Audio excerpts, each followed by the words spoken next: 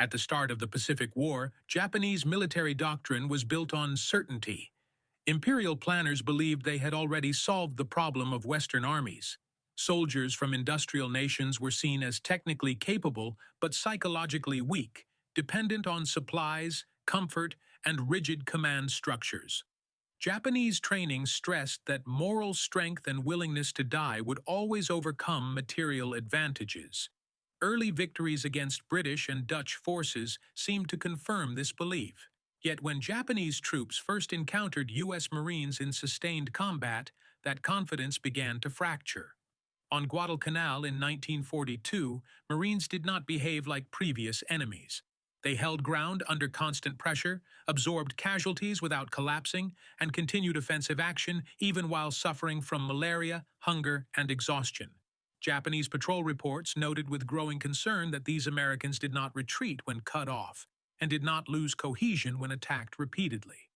What had been expected to be a fragile enemy instead displayed a level of endurance Japanese commanders had not anticipated. The shock was not limited to Marine toughness alone, but to how quickly they adapted to conditions Japan believed favored defense. Jungle terrain, extreme humidity, and isolation had long been viewed as natural allies of the Japanese soldier. Yet Marines learned rapidly, establishing perimeter defenses, coordinating artillery and machine gun fire, and countering infiltration attempts with disciplined aggression. Japanese night probes, intended to test resolve and create panic, often met prepared positions rather than confusion. Marines responded with flares, prearranged firing zones, and immediate counterattacks that denied the Japanese psychological advantage they relied on.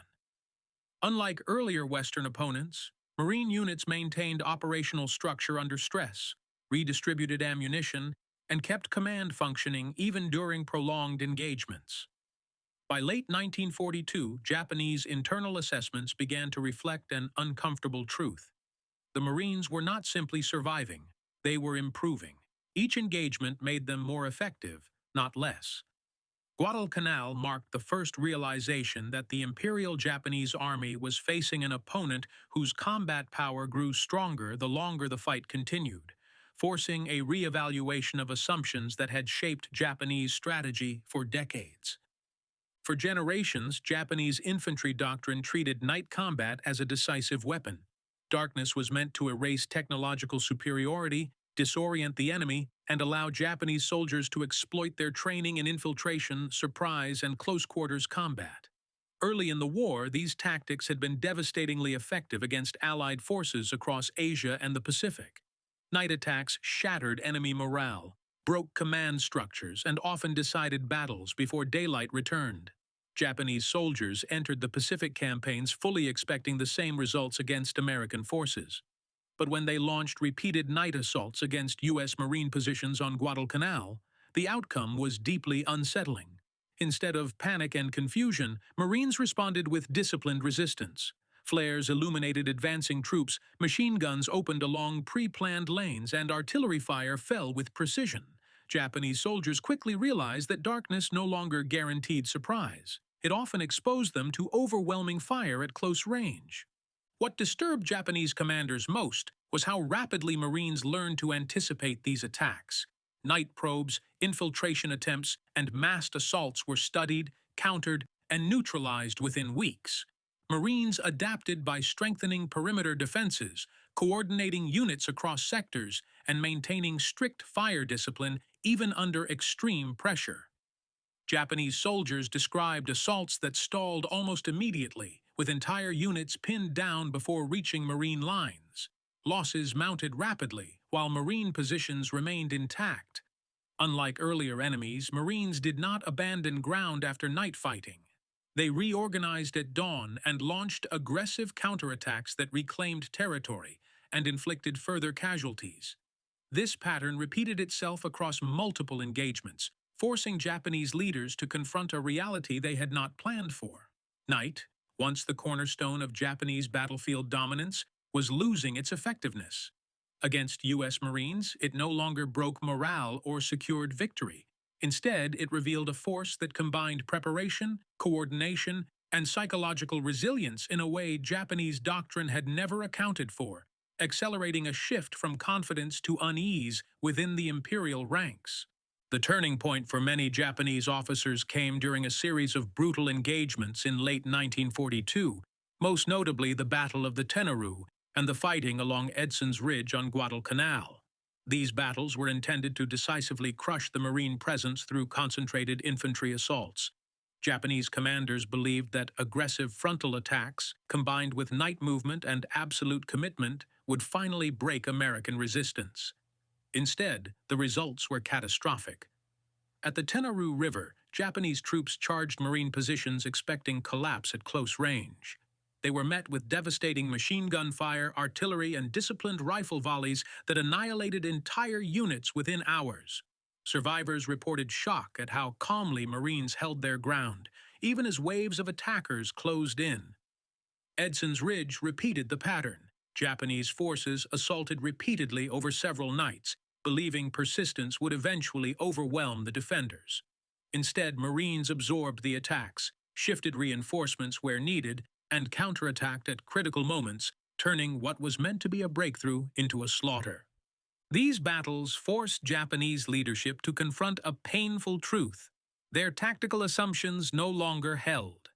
The Marines were not merely surviving assaults, they were defeating them decisively. Japanese losses mounted at rates far beyond expectations, while Marine units remained operational despite exhaustion and casualties. What unsettled Japanese commanders most was the Marines' ability to maintain command and control under pressure. Communications remained functional, officers stayed in position, and defensive lines bent but did not break. After each failed assault, Marines reorganized quickly and resumed offensive operations, denying the Japanese any psychological victory. Internal reports began to describe American Marines as exceptionally stubborn and dangerously effective in defense, language rarely used for previous enemies. Tenaru and Edson's Ridge marked the moment when confidence gave way to doubt. The Imperial Japanese Army had trained its soldiers to believe that sheer willpower would always prevail in close combat.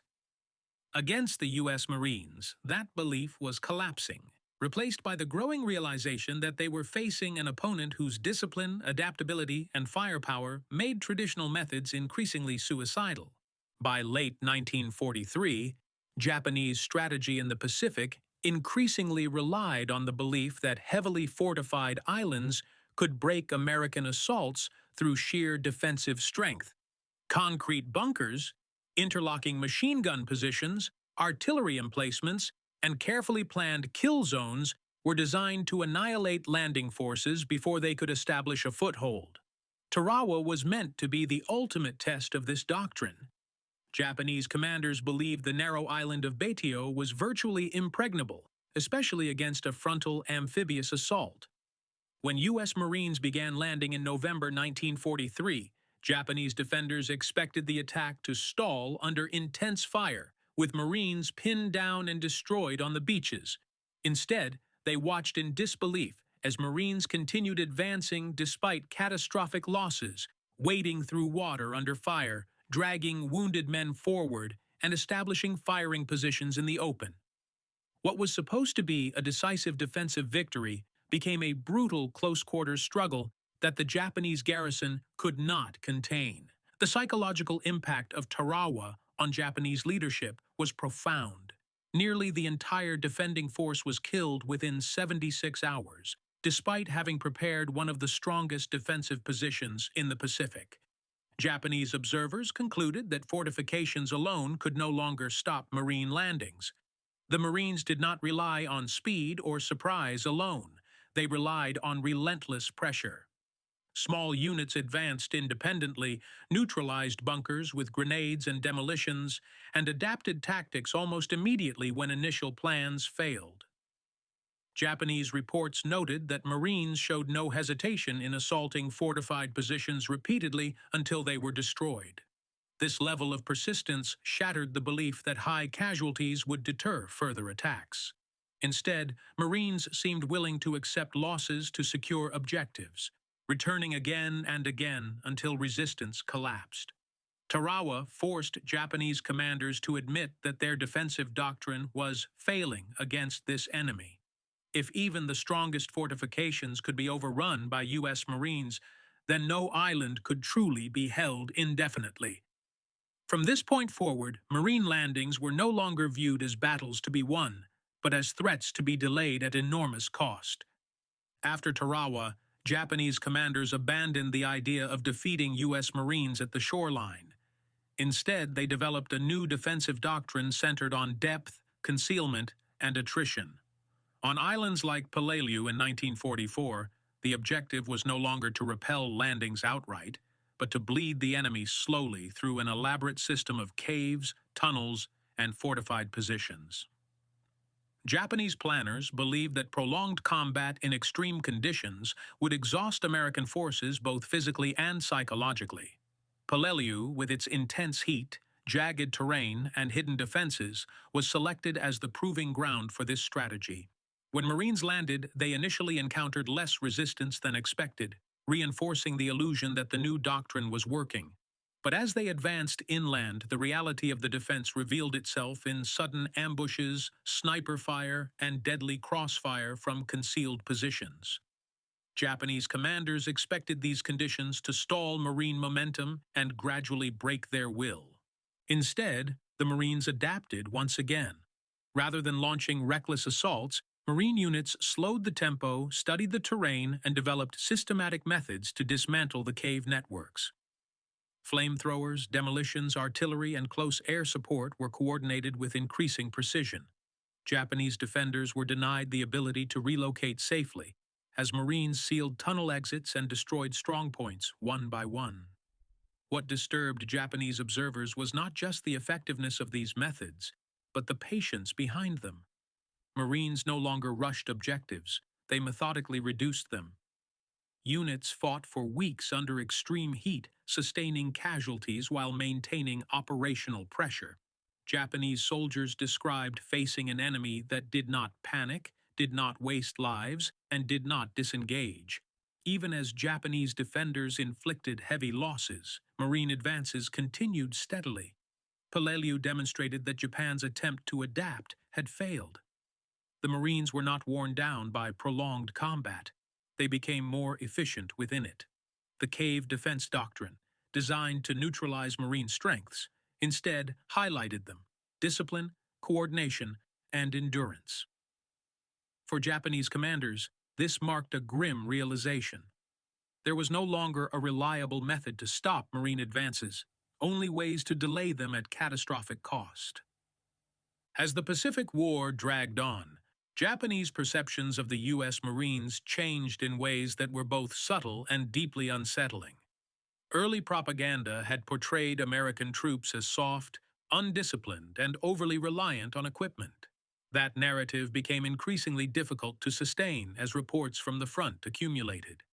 Field diaries, internal memoranda, and post-battle assessments began using noticeably different language when referring to Marines. Japanese officers noted their ability to fight effectively even after suffering heavy losses, their refusal to abandon objectives once engaged, and their tendency to return stronger after setbacks. This contrasted sharply with earlier encounters against Allied units, where initial resistance often gave way to withdrawal or collapse. Among Japanese frontline soldiers, the Marines gained a reputation as opponents who could not be intimidated through shock tactics or attrition.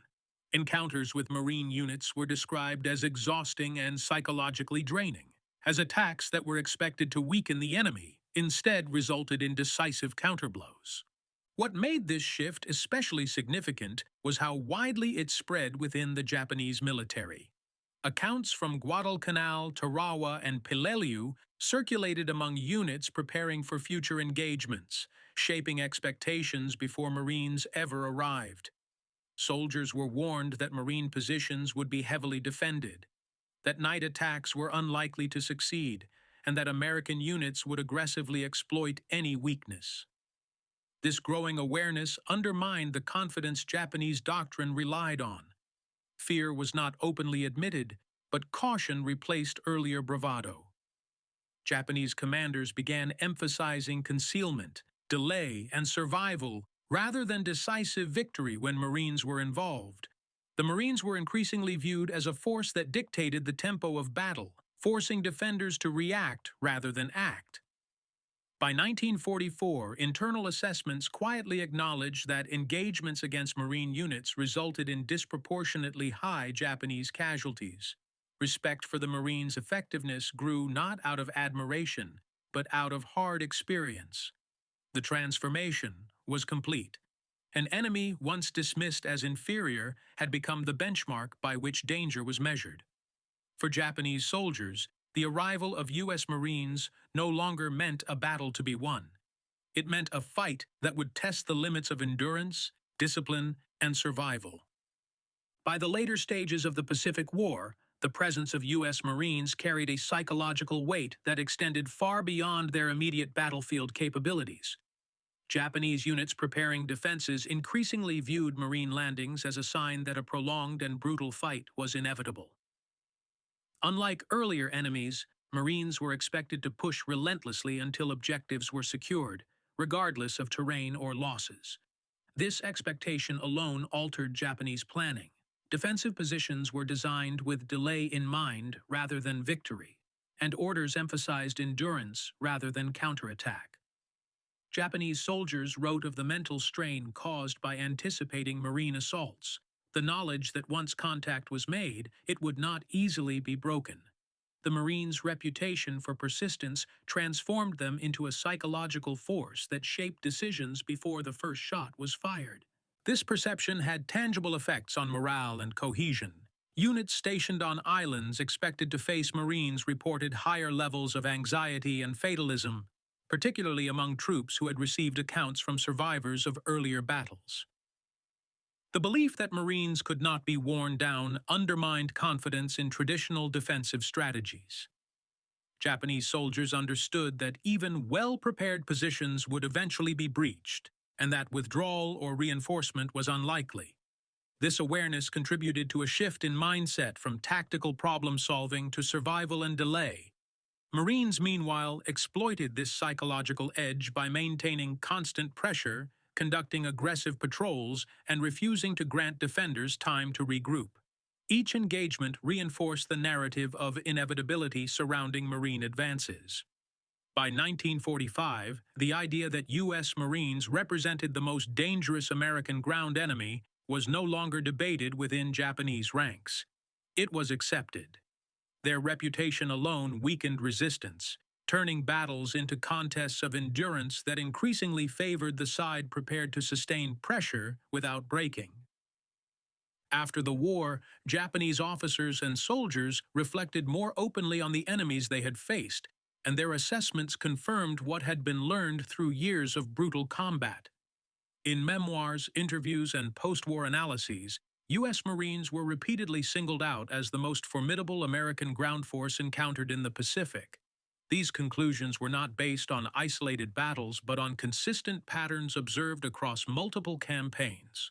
Marines were described as disciplined, aggressive, and unusually resilient under prolonged pressure.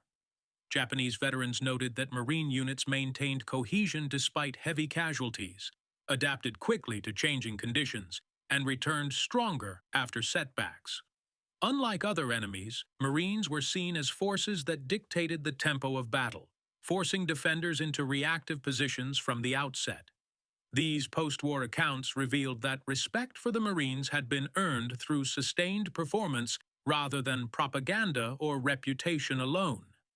The lasting significance of this perception lies in what it revealed about modern warfare. Japanese doctrine had emphasized moral strength and sacrifice as decisive factors, yet the Marines demonstrated that discipline, adaptability, and logistical coordination could sustain combat effectiveness over time. Their ability to combine aggression with methodical tactics challenged assumptions that endurance alone could secure victory. For Japanese soldiers, the Marines represented a convergence of qualities that were difficult to counter: psychological resilience, organizational stability, and relentless operational pressure. This reputation did not fade with the end of the war. It became part of how the Pacific conflict was remembered on both sides, as a struggle defined not only by technology or numbers, but by forces that learned faster and endured longer. The Japanese experience with U.S. Marines stands as a stark reminder that the most dangerous enemy is often not the one that strikes hardest at first, but the one that cannot be broken, no matter how long the fight lasts.